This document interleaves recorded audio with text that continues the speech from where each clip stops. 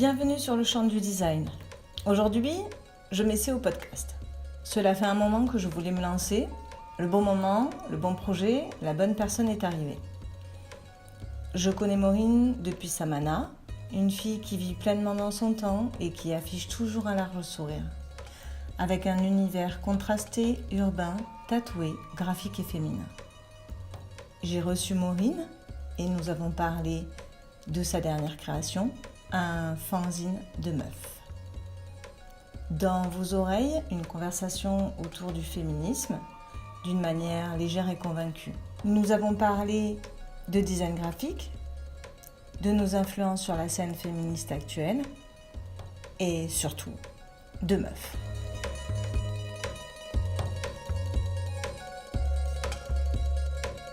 Bonjour Maureen et bienvenue sur le champ du design. Merci.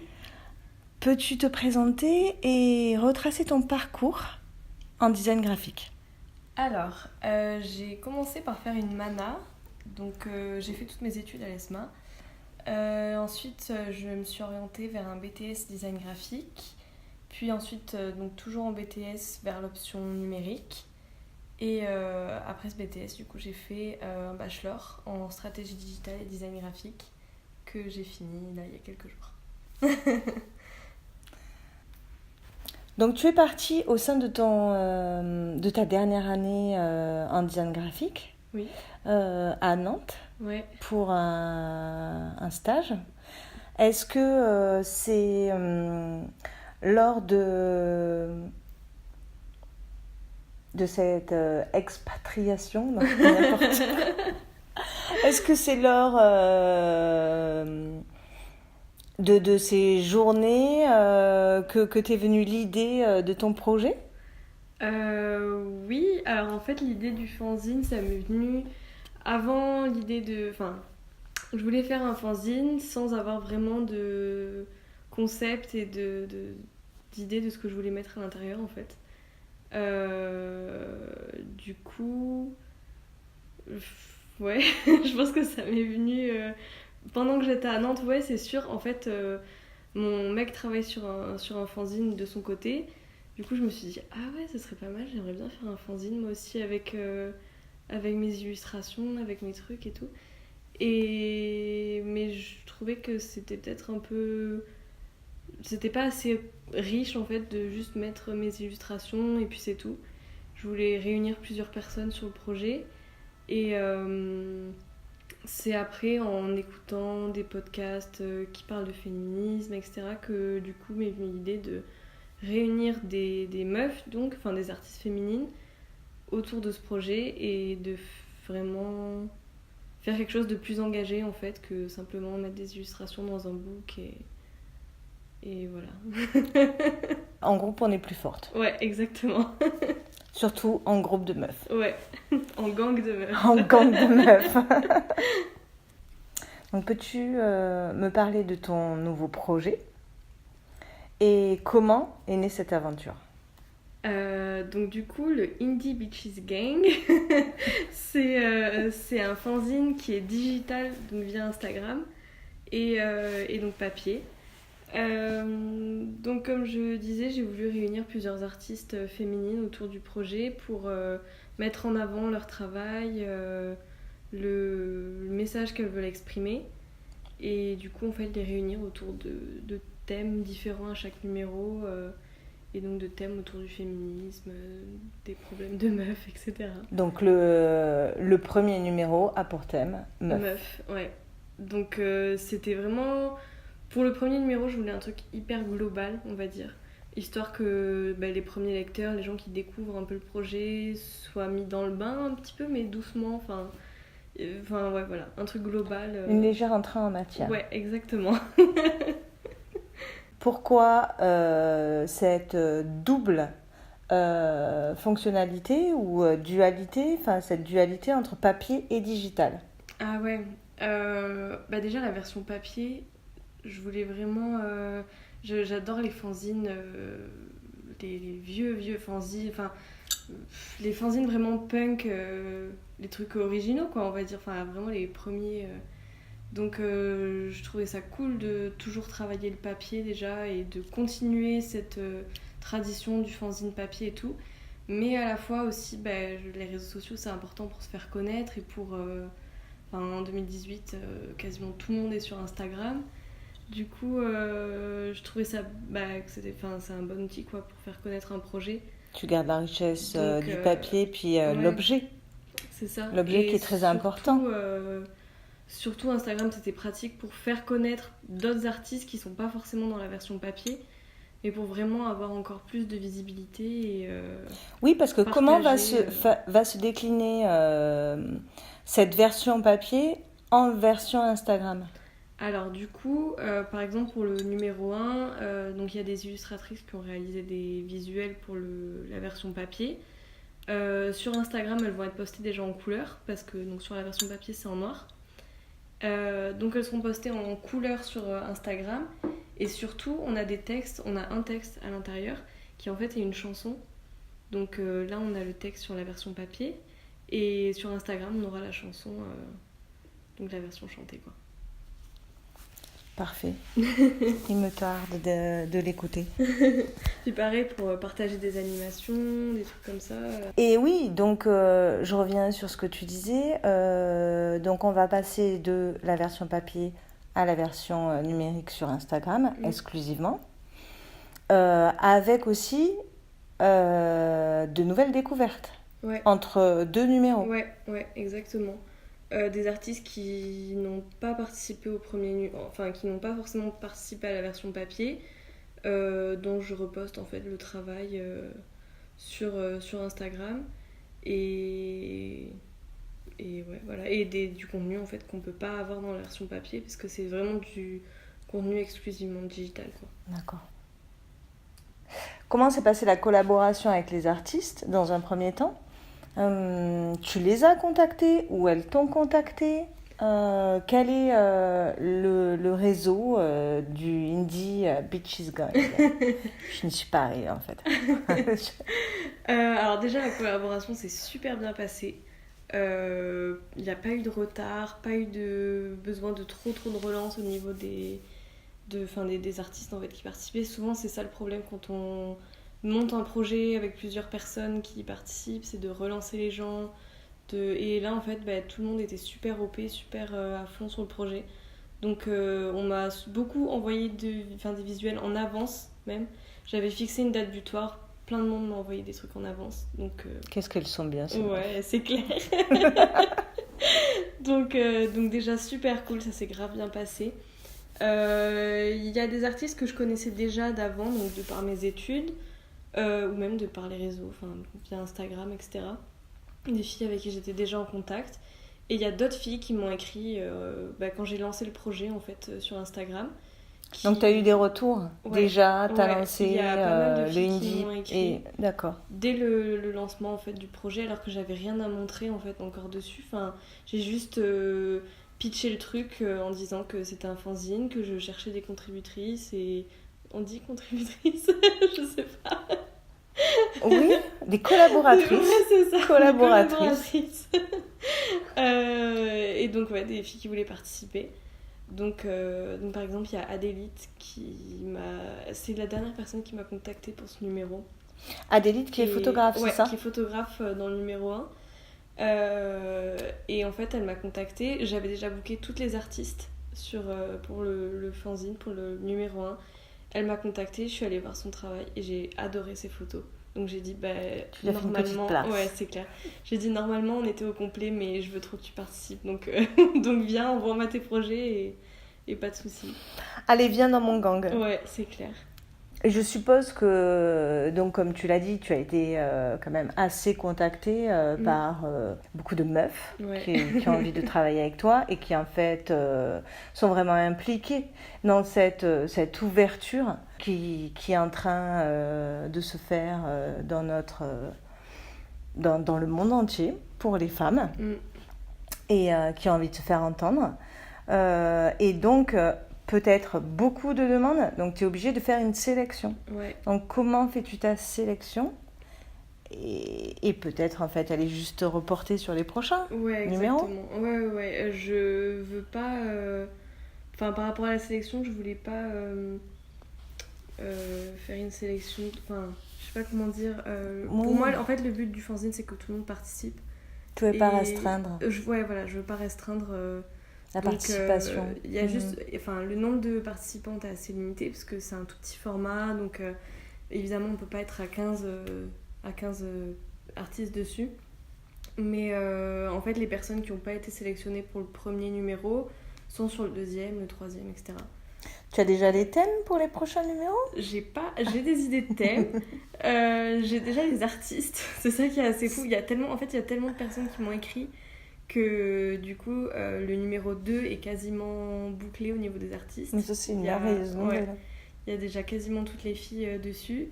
Et le numéro 3, déjà, il y a une liste qui commence à se faire. Donc en fait, si je comprends bien, de numéro en numéro, on ne retrouvera pas les mêmes artistes. Ouais, non. Chaque numéro présentera un groupe, un gang. Ouais, différent. Ouais, D'accord. le gang, il change à chaque numéro. Et pour faire découvrir le plus d'artistes possible, en fait. Est-il exclusivement féminin ? Pour l'instant, peut-être oui. Mais est-ce qu'il est ouvert aux hommes, ce gang, ou pas ? Pour l'instant, il est exclusivement féminin. Après, justement, Parce que j'ai cru lire quelque part... Pour les meufs. Pour les meufs, mais pas que. Ouais. Alors... Mais pas que veut dire quoi ? Ouais, c'est ça. Alors, il est fait par des meufs, en tout cas pour l'instant. Justement, j'y réfléchissais, je me disais que peut-être sur certains prochains numéros, enfin dans un petit peu de temps, pourquoi pas inviter des mecs, et justement ça peut être intéressant d'avoir une vision de mec par rapport au féminisme et à un thème qui touche quand même surtout les femmes. Mais qui est partagé par beaucoup d'hommes, heureusement. Ouais, voilà. Et après, donc pour les meufs, mais pas que, c'est parce que pas obligé que ce soit des meufs qui lisent le fanzine. Les mecs peuvent lire, tout le monde peut lire. Ouais, du moment qu'une meuf donc, qui fait partie du gang a un mec, il est cordialement invité à le lire. Là, un mec, un frère, évidemment. Un cousin, tout le monde. Un père. C'est clair, un fils. Ouais.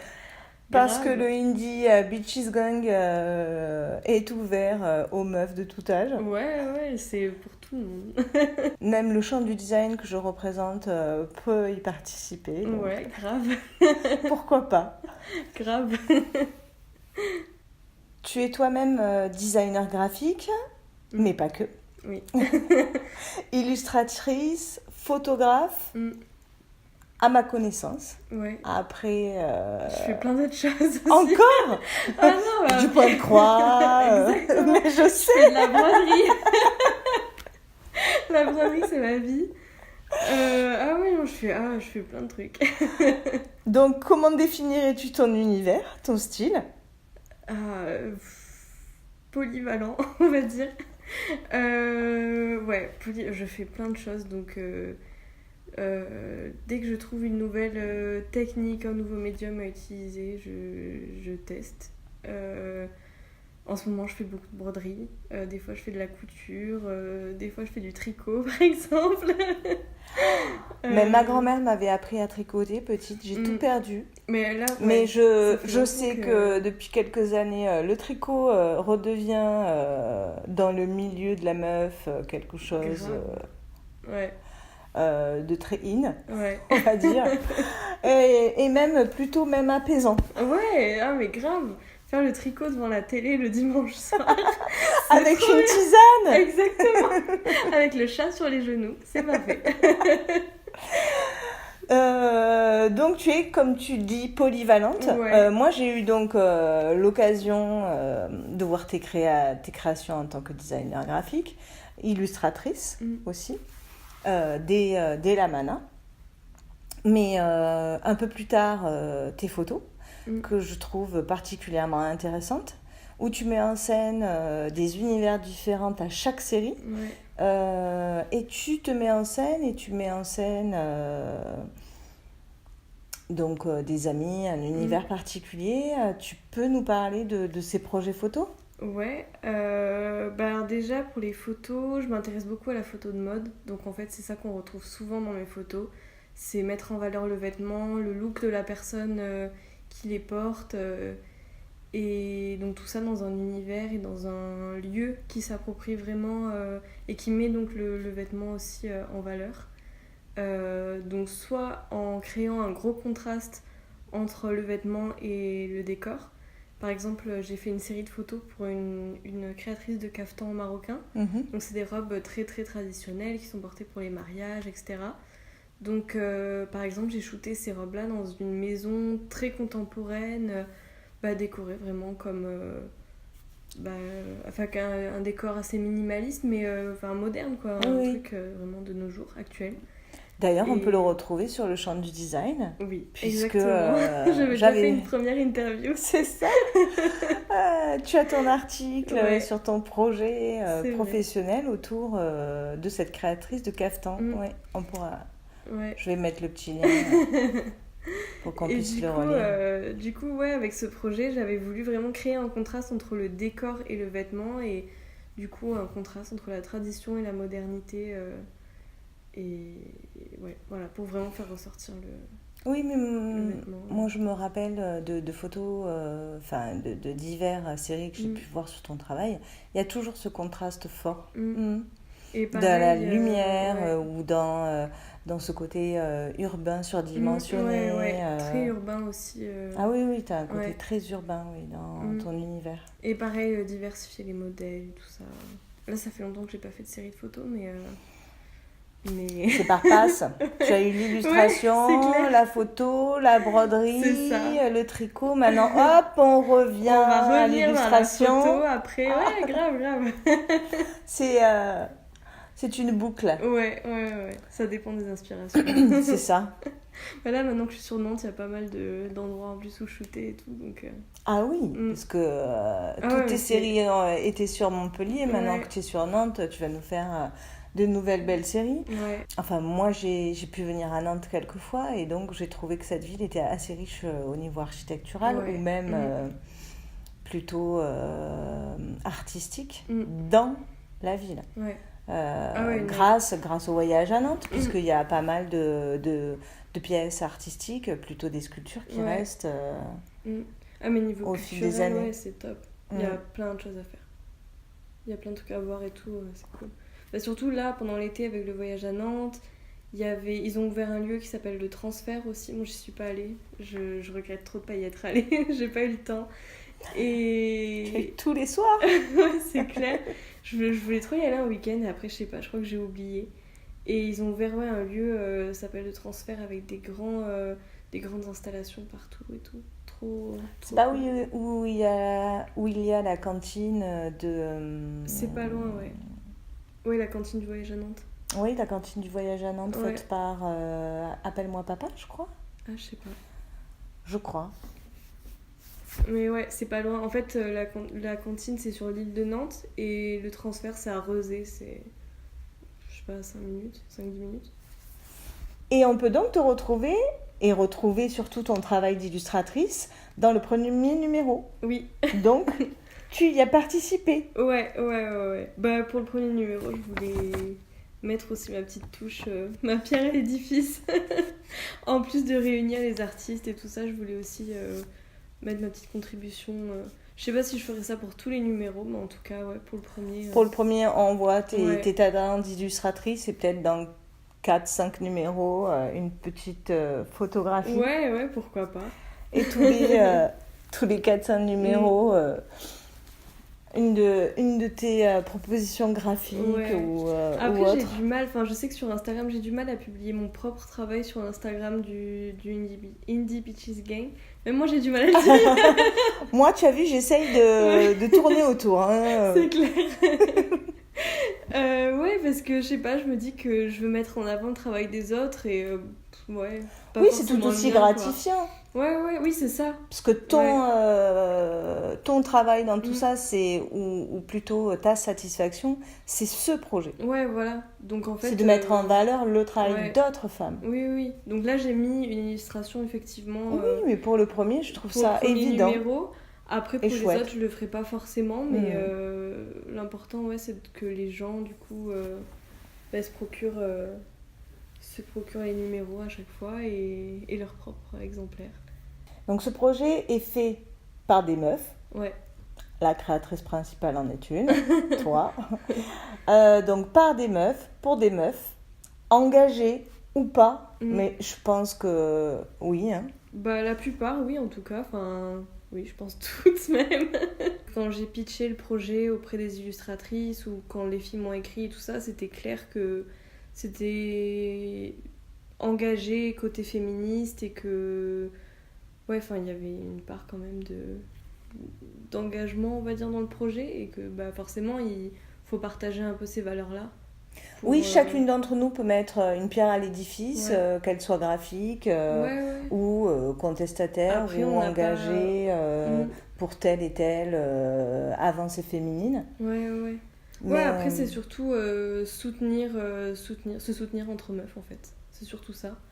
Et on n'a pas toutes le même degré, on va dire, de féminisme. Il y en a qui sont très, très, très engagées. Il y en a d'autres qui le sont un peu moins. Et c'est cool. Enfin, on est toutes... on partage une valeur, plus ou moins. Et... la valeur de se soutenir en tant que femme. Ouais, c'est ça. On se retrouve toutes autour de ça. C'est un engagement juste évident. Bah ouais, moi ça me paraît évident. Oui, mais nous ça nous paraît évident, mais il y a ouais. encore ou des jeunes filles qui rentrent dans l'adolescence ou des femmes qui ont peur de tout, même des leurs, et qui ne vont soutenir personne et même pas, comme je disais, leur sœur. Quoi. Ouais, c'est vrai, ouais. Bah ouais, je sais pas, moi ça me paraît évident, on se soutient entre meufs. En tout cas, moi c'est comme ça que... En tout cas, c'est ton premier pas dans voilà. l'idée du féminisme. Ouais. Et on n'est pas contre les mecs, c'est précisé dans l'édito. Mais certains font un amalgame, mais voilà, être féministe n'est pas ne pas aimer l'homme, ne pas aimer les hommes et cracher sur eux. Ah non, pas du tout. C'est une question qu'on m'a posée justement quand j'ai lancé le projet et que j'ai commencé à en parler autour de moi, genre à des potes et tout, qui m'a dit mais comment ça du coup t'es féministe tu n'aimes pas les hommes? Genre qui m'ont dit mais comment ça tu fais une revue féministe et tout, mais c'est un truc contre les hommes et tout, vous allez parler en mal sur nous. J'étais là non, t'inquiète pas, on vous aime quand même. Mais malgré tout c'est quand même enfin c'est pas pour être désobligeante, mais c'est quand même un retour typiquement masculin, mais il y a des femmes encore qui ont cette peur du féminisme. Féministe égale engagée, égale gueularde, égale revendicatrice, égale la femme qui déteste l'homme. Non, carrément pas. On peut être féministe et être toute silencieuse dans son coin et juste penser et partager des valeurs avec justement des femmes qui sont gueulardes et qui sont... Ah oui, on peut carrément partager des valeurs tout en ne s'engageant pas autant. Ouais, c'est ça. Que ces femmes-là, mais je pense que, comme je le disais un peu plus tôt dans l'interview, les choses avancent, et tant mieux. Et parce que les choses avancent, je pense que tu as eu ce genre de projet, et tu apportes ta pierre à l'édifice, et c'est plutôt positif. Ouais, après j'aime bien, en fait, ce qui m'a donné l'idée aussi, c'est d'en apprendre plus sur des médias créés par des femmes, d'autres podcasts comme par exemple La Poudre, Génération XX, etc. C'est en écoutant vraiment ces femmes parler, partager leur expérience que je me suis... Enfin, ça m'a inspirée en fait pour créer ce... Ah oui, j'écoute les mêmes podcasts que toi. Et La Poudre est pour moi un média, ou plutôt un rendez-vous que je ne loupe pas du tout. Pareil. Je les ai tous écoutés et même plusieurs fois. Ouais, moi aussi j'en réécoute souvent. Et c'est très inspirant. Ouais. Et c'est très apaisant de savoir Ouais. qu'on peut être toutes engagées et de manière différente. Ouais, c'est surtout ça. Ouais. Parce que... Et de mettre en avant le travail des femmes, l'engagement des femmes, même s'il est quoi, juste à leur portée, pas à une portée nationale, internationale. Les podcasts comme La Poudre, qui moi me portent, mais il y a aussi les 2 séries, donc le tome 1 et le tome 2, des culottés. Ah, j'adore ces livres. par Pénélope Bagieux. Oui. J'allais dire Garance Doré, je sais pourquoi. Rien à voir. Oui, t'es trop modeuse, Maureen. Trop ça. modeuse. C'est vraiment porteur d'énergie et d'avenir. C'est ce type de littérature ou d'engagement. Il y avait l'exemple des culottés et il y a un livre aussi que j'ai lu récemment que j'ai adoré qui s'appelle Libre, de Digli avec comment ça s'appelle Ovidi, je crois. Ovidi. Ouais, c'est ça. J'ai adoré, trop cool. Je l'ai pas lu, mais j'en ai entendu parler par Ovidi dans une interview sur Radio Nova, je crois. Oui, et vient du coup ma question. Le premier numéro est sur le thème meuf. Ouais. Pas femme, mais meuf. Ouais. Pourquoi meuf? Ah, je sais pas, je sais pas trop. Surtout parce que les filles qui participent sont jeunes, je pense. On est toutes un peu dans le même état d'esprit. Donc tu te considères plutôt comme une meuf que comme une femme au jour d'aujourd'hui? Ouais, bon, comme les deux. Comme les deux, mais... Ouais, je sais pas. Une vieille meuf et une jeune femme? Non, pas une vieille meuf. Ah, quel âge tu as? Je sais pas, meuf, je sais pas, en fait j'aime bien ce mot. Meuf pour la génération? Déjà, après, c'est pas fermé à juste à une génération de jeunes, quoi. N'importe quelle tranche d'âge peut participer. Donc là, en l'occurrence, il y a beaucoup de filles qui m'ont écrit sur Instagram. Donc c'était surtout des jeunes. Mais je veux dire, si ma grand-mère veut participer, elle a le droit. Elle peut. Comment ça, elle a le droit? Au contraire, tu veux dire? Elle a plutôt intérêt. En plus, j'y ai pensé. Elle a plutôt intérêt. Parce que ma grand-mère, elle fait l'illustration aussi et tout. Et je veux absolument. Mamie Maureen, mais carrément. Je veux absolument que mes grand-mères participent à mon fanzine. Ce serait trop cool. Et donc, pourquoi meuf? Je sais pas trop. Déjà parce que j'aime bien ce mot. Et pour moi, meuf et femme, c'est pareil. Je veux dire, ça... Ah oui, pour toi, ça a le même niveau? Moi, péjorativement, non. Il doit y avoir pour moi un niveau d'âge là-dedans. Je ne me considère pas comme une meuf. Ah non. Péjoratif par rapport... j'ai un côté... de mon âge qui dit qu'une meuf, pour moi, c'est une jeune femme comme toi. Ouais. Et une femme, c'est plutôt une femme de mon âge. Après, il y a aussi... Mais il faut...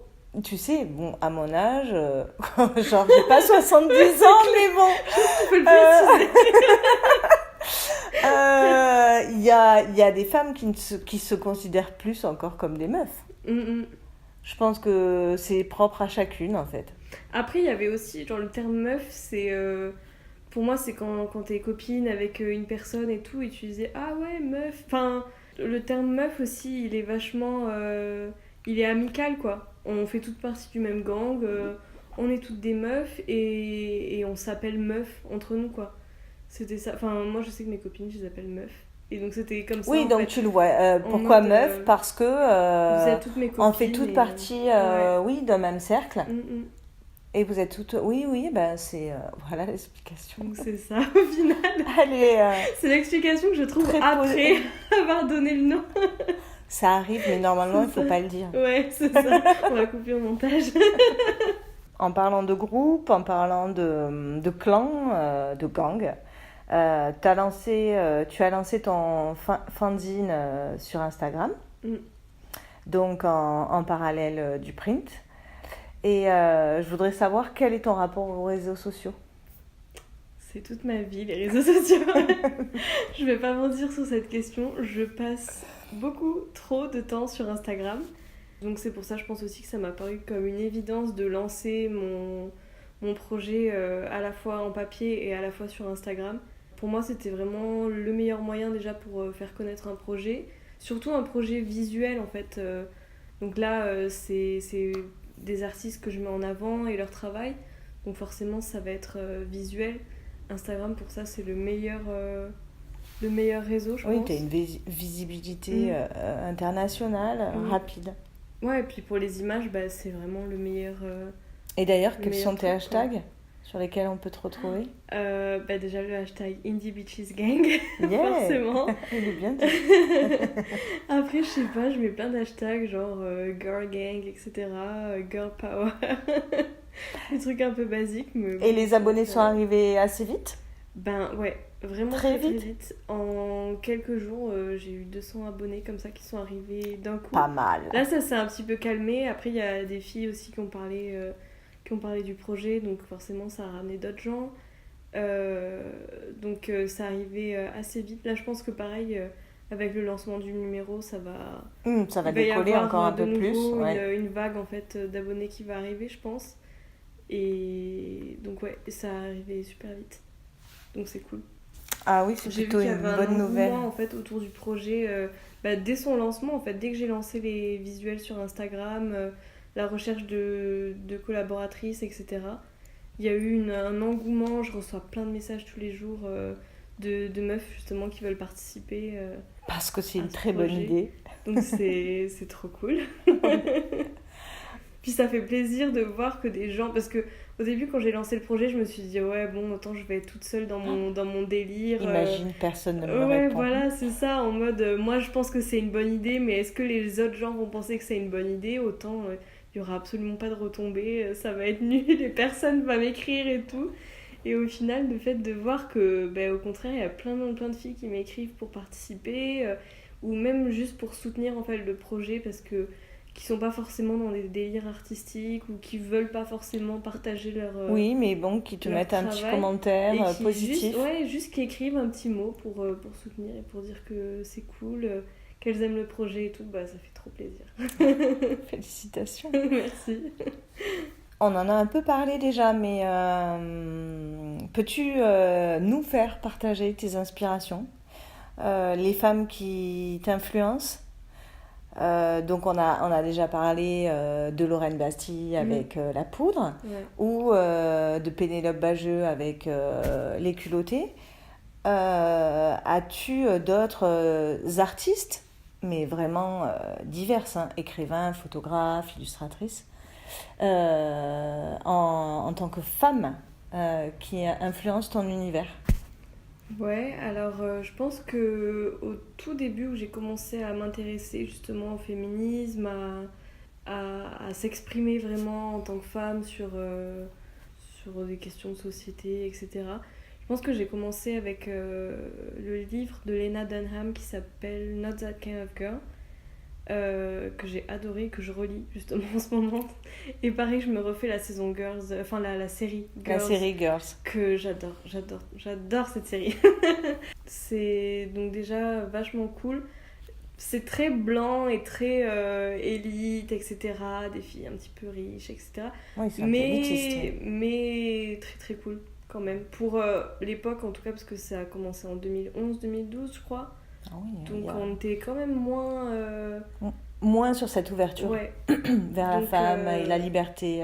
Donc déjà quand on remet en contexte, ouais, la série Girls. Après le livre aussi de Digli Ovidi, dont je parlais tout à l'heure, Ouais. qui est super. Libre. Ouais. Donc, ouais, libre, et je crois que le sous-titre c'est manuel ou non, manifeste contre les dictats sexuels ou je sais pas quoi, pour s'affranchir des dictats sexuels. Trop trop cool. Et après, des femmes de mon entourage, des copines en fait. Des filles avec qui je parle, des filles que je rencontre sur Instagram, en discutant nos visions de du féminisme, Enfin, au final, on se retrouve en fait. Du rapport qu'on peut avoir à soi Ouais, voilà. par rapport au diktat. Et donc, en fait, de ces conversations, il en sort quoi par rapport à ta génération? Donc, tu me disais, tes amis, les discussions que vous pouvez avoir, ces femmes t'influencent et t'influencent vers quoi? Vers du bien, déjà. déjà. Du positif, ce qui est pas mal. Ouais, du positif, mais carrément. Et puis, je sais pas, des fois, pour certains trucs, je me dis, mais que j'ai une idée, enfin, je sais pas comment dire, mais par exemple, des fois, j'ai une idée, je me dis, mais est-ce que je suis la seule à penser ça? Et en fait, en discutant avec d'autres filles et tout, je me dis, ben non, en fait, on est plein à se dire ça et à penser pareil. Et en fait, en parlant, on se dit, donc en fait, ça fait du bien, déjà. Je comprends. Moi, quand je suis devenue mère, j'avais un discours assez franc. Ouais. Et puisque je ne me considérais pas comme une mère, je me considérais comme une maman et une femme, etc. Et je le disais. Et en fait, beaucoup de gens autour de moi me trouvaient trop cash ou trop horrible. Et quelques années après est arrivée Florence Foresti, après sa grossesse, et qui du coup a dû ressentir les mêmes choses que moi, et les a verbalisées. Et là, j'étais là, mais c'est ma vie. Ouais. On est sur la même longueur d'onde. Ouais, c'est vrai, j'avais oublié. Il y a tellement de femmes qui ont parlé de... Il y a tellement de femmes qui ont ouvert des univers de tabous, en fait.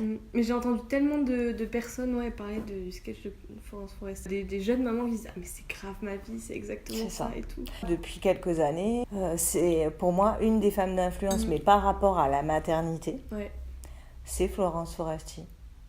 Ouais, je me suis incrustée dans ta question. Non, mais c'est bien, c'est une discussion. Non, mais c'est vrai que, enfin, moi, j'y pense pas, j'ai pas d'enfant, c'est pas mais ce genre de personne est arrivée à nous décomplexer. Enfin, moi, je l'étais pas vraiment, mais elle est arrivée à... Enfin, grâce à elle, j'ai pu vraiment exprimer ma vision des choses un peu plus humoristiquement.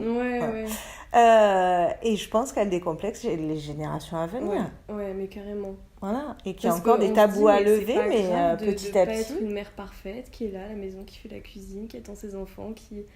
On peut pas, au jour d'aujourd'hui. Ah ouais, non. Et du coup, j'ai oublié ce que c'était. Ah oui, la question c'était les femmes d'influence, ou qui t'influence. Ah ouais, c'est ça. Bah ouais, mais les copines, les gens avec qui je parle. Donc des filles, mais aussi des mecs. Merci les garçons. Ouais, on vous aime les hommes. Vous voyez, on vous déteste pas. Bonsoir. Bah ouais, pour tous les mecs qui vont écouter, parce que... Restez là. Ce n'est pas ennuyeux. On vous aime. On parle de vous à des moments quand même. Donc maintenant, on va passer à une série de questions. Ouais. On va jouer à un petit jeu, en fait. J'ai peur.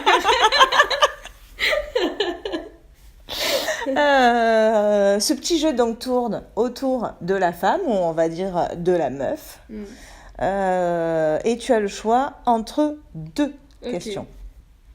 Si je te dis Beyoncé ou Madonna?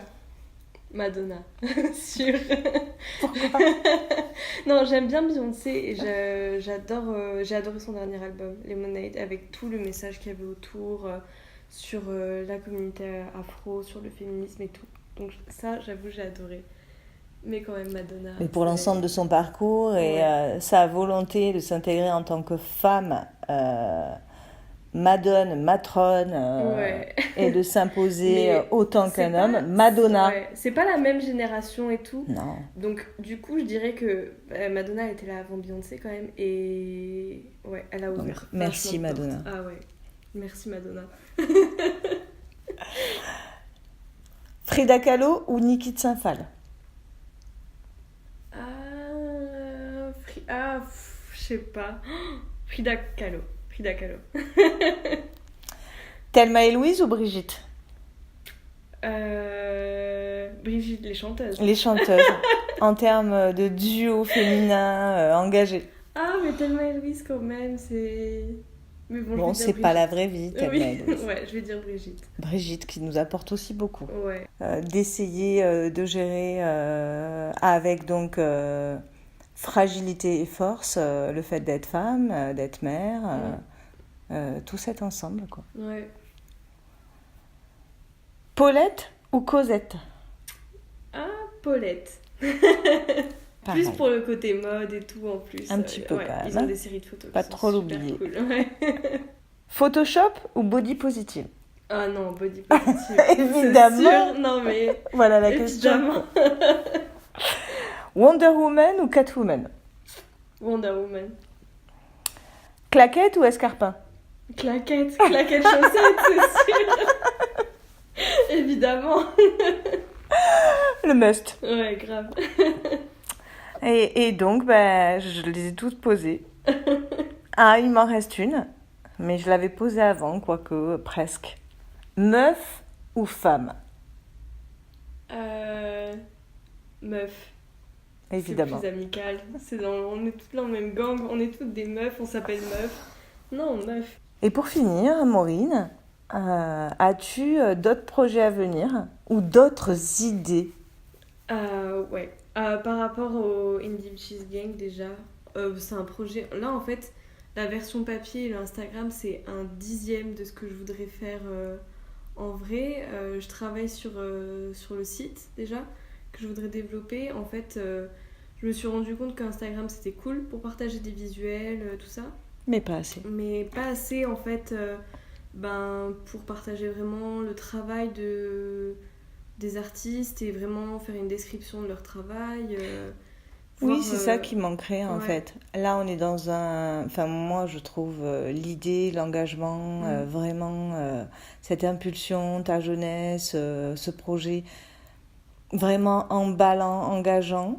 Et l'idée de le développer et de l'accentuer et de parler plus de chacune, c'est l'étape c'était l'étape qui manque. Ouais, déjà, évidente, après. voilà.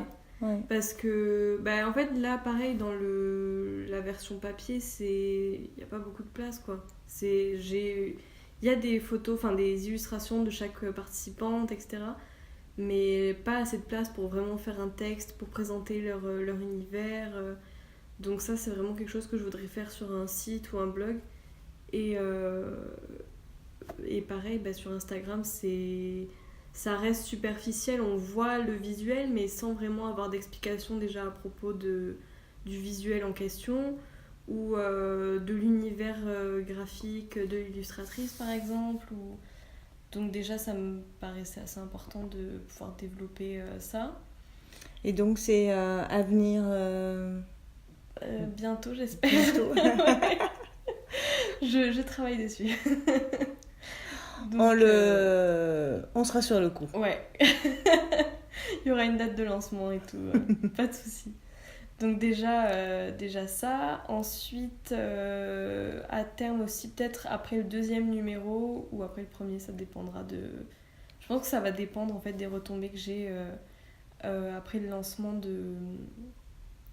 le lancement de la vente en ligne du premier numéro, qui est demain, mais qui du coup sera déjà passé quand l'interview va sortir. Donc du coup, après ça, mettre en place une campagne de financement participatif pour, donc, à la place d'avoir des petites maps comme ça, des formats posters en fait, avoir de vrais livrets où déjà chaque artiste pourra avoir plus de place pour son illustration et sera moins collé autour de celle des autres, etc. Pareil pour le texte et tout. Et surtout, pouvoir mettre plus de texte, plus d'explications, présenter un petit peu mieux chaque artiste et son travail. Donc, et toujours en ayant un poster, évidemment. Ça sera là du début à la fin, le poster. Le poster qu'on va tout afficher dans notre chambre. Parce que... Suivant l'âge, encore j'y reviens. Ou dans notre salon. Dans l'appart, grave, dans les chiottes, n'importe où. Oui, un mur du Indie Beaches Gang. Ah ouais, je vois bien, je le vois bien comme ça. Les posters c'était trop important pour moi. J'ai grandi avec des magazines comme B-Street qui à chaque numéro avait un poster. Et donc chez moi, encore maintenant, j'ai des posters de B-Street affichés. Et donc c'était vachement Donc tout ça te vient de important. ton enfance en fait. Ouais, Enfin, de ton de mon adolescence. adolescence. De ton adolescence. Quoique non, de mon enfance aussi, j'ai accroché des posters partout dans ma chambre. Des posters de... T'es vraiment une meuf. Ouais, exactement. Des posters de boy band et de chevaux. C'est ça. On est toutes passées par là. Et donc ça, et aussi après j'aimerais mettre en place des ateliers créatifs, des workshops. Ah oui. Donc avec des artistes qu'on peut retrouver dans la version papier ou sur Instagram. Donc par exemple des workshops de broderie, de céramique, de peinture. Ça c'est Donc, vraiment intéressant. Donc ça, ce serait cool. Donc j'en discute là avec des artistes de Montpellier et d'autres villes de France pour faire ça, pour mettre ça en place. Ce serait vachement Je serais de bien. la partie. Ouais, on voudrait faire ça soit dans des petits concept stores qui sont tenus par des femmes, donc comme par exemple le Palma ou l'Hybride à Montpellier, ou même après, je sais pas, on en discute, c'est en cours. C'est en cours. Mais ouais, ça pourrait être cool et ça permet en plus du coup de mettre encore plus en avant le travail des artistes qu'on peut retrouver dans la version papier, parce que du coup on voit son travail en live et on apprend surtout à utiliser les techniques et donc C'est purement logique. Ouais, donc je trouve que ça peut être Très intéressant. grave intéressant. Et de belles rencontres en perspective. Ouais, c'est ça, on rencontre plein de gens en plus autour, encore une fois, autour d'un projet artistique et tout. Et donc ouais, ça pourrait être grave cool. Que des bonnes nouvelles, ces Ouais. projets. J'espère que ça va marcher. Il n'y a pas de raison. Mais normalement, il n'y a pas de raison. Ouais. Merci Maureen. De rien. Et bonne continuation dans le gang. Merci. À très vite Oui, pour d'autres aventures. oui. Merci d'avoir écouté ce premier podcast. J'espère que cette nouvelle formule vous a plu. Je vous retrouve très bientôt.